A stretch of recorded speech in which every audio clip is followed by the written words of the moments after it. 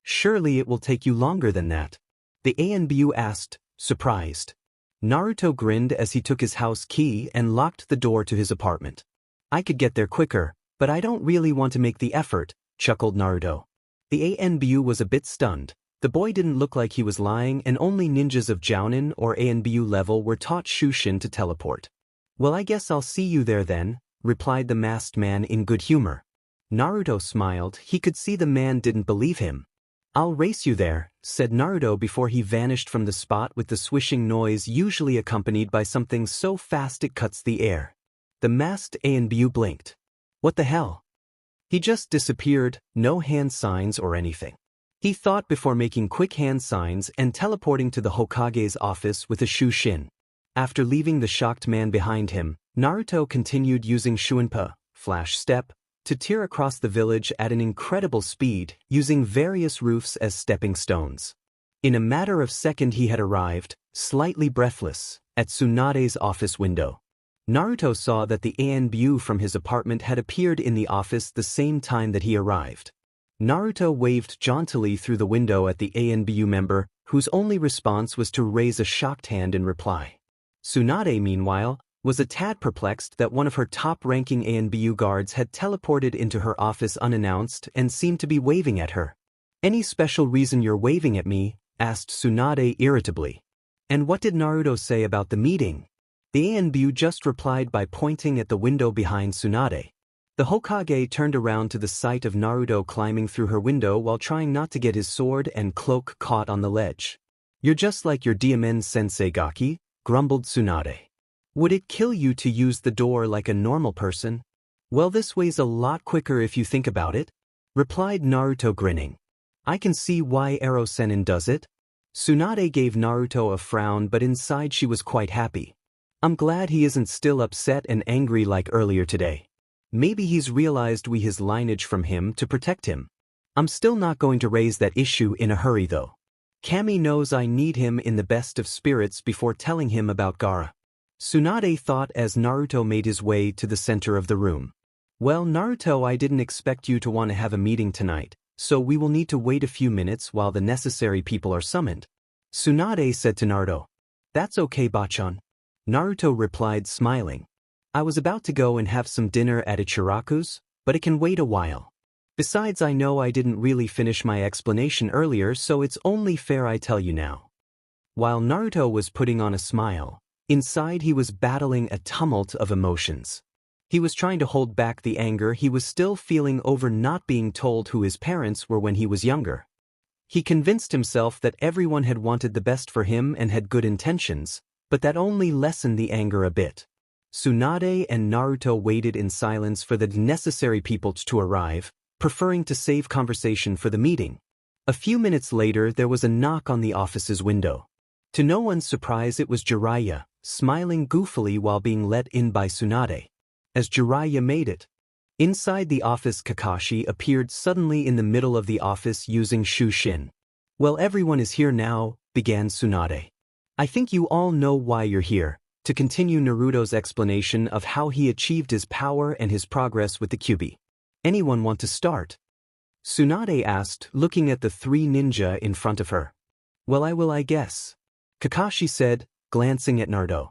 Naruto, you didn't answer my question before about your lack of chakra. What happened to it? Kakashi asked. Yes, I'm curious about that as well, seconded Jiraiya.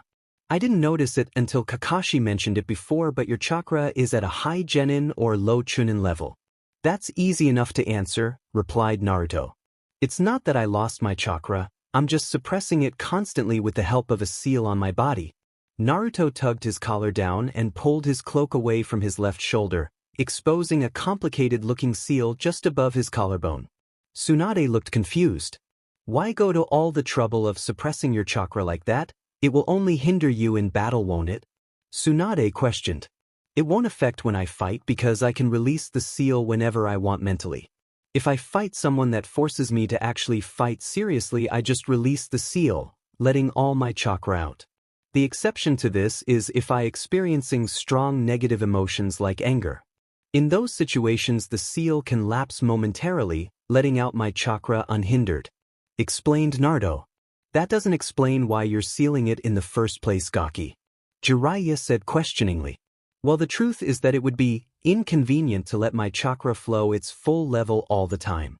My chakra level has grown exponentially over the last year. It has also changed in nature. Letting people experience it could cause problems, especially in Kohona. Jiraiya snorted in derision. So what, you're saying that your chakra has gotten so large you have to hide it? It sounds like you've just gotten a big head, Gaki. Kakashi was more pragmatic. So how much of your chakra are you suppressing at the moment, Naruto, and can you adjust how much you do suppress? Yep, sure can, answered Naruto, raising a hand to the chakra seal and mentally adjusted how much chakra he was releasing. Now, as I'm sure you've noticed, I've got the chakra level of a high jounin. To how much I suppress it depends. Right now at high jounin level, I'm suppressing about 99% of my chakra, probably more. Tsunade, Jiraiya and Kakashi's eyes widened comically. How could the boy possibly have so much chakra? Even when he had left 4 years ago for the training trip, he had had exceptionally large chakra reserves, but this was completely over the top. Kakashi decided to voice the question in all of their minds. Naruto, he began, still bewildered. How can you have that much chakra? I've never even heard of anyone that has anywhere near that amount, and that's coming from someone who knew your mother, who had the highest chakra reserves I've ever seen in a person. Naruto smiled and flinched at the same time at the mention of his mother. Well, it's thanks to my mum and the Kyuubi that I now have such massive chakra reserves. He explained. I was told by my mum that the Uzumaki bloodline usually had large chakra reserves. It was the main reason they were chosen to be Jinchurikis for the Kyuubi before me. My mother had an exceptionally large amount of chakra even for an Uzumaki, and that seems to have been passed on to me. All 3 adults were surprised by all the secrets Naruto had been informed of by his parents. What else did Minato and Kushina tell him? Wondered Jiraiya worriedly. All of them were silent as they allowed Naruto to continue his explanation. Now the reason my chakra levels are so much larger than before is thanks to the Kyuubi. Naruto said, turning to Jiraiya. Sanin, you've seen how Uncle B and the Eight Tails relationship is and how they exist, right? Naruto asked. Jiraiya nodded as Naruto turned to Kakashi and Tsunade to elaborate. The Eight Tails completely trusts Uncle B and vice versa. The result of this is that Uncle B can call upon and use the Eight Tails chakra whenever he needs to without any risk to himself. Tsunade nodded. That kind of relationship is what we were hoping you could attempt to create with the Kyuubi on your training trip. From what you've said about you and the Kyuubi so far, can I assume that you have achieved that sort of relationship with the Kyuubi? She asked hopefully. Naruto nodded. I achieved that quite quickly after sorting out some things with the fox. Uncle B was really impressed. However, there was still over half a year of training left, so me and the Kyuubi tried working on ways to become even stronger. Jiraiya's eyes widened. Are you telling me you've exceeded what Killer Bee has with his bijou? How could you possibly improve on that? He asked. Naruto grinned proudly before answering.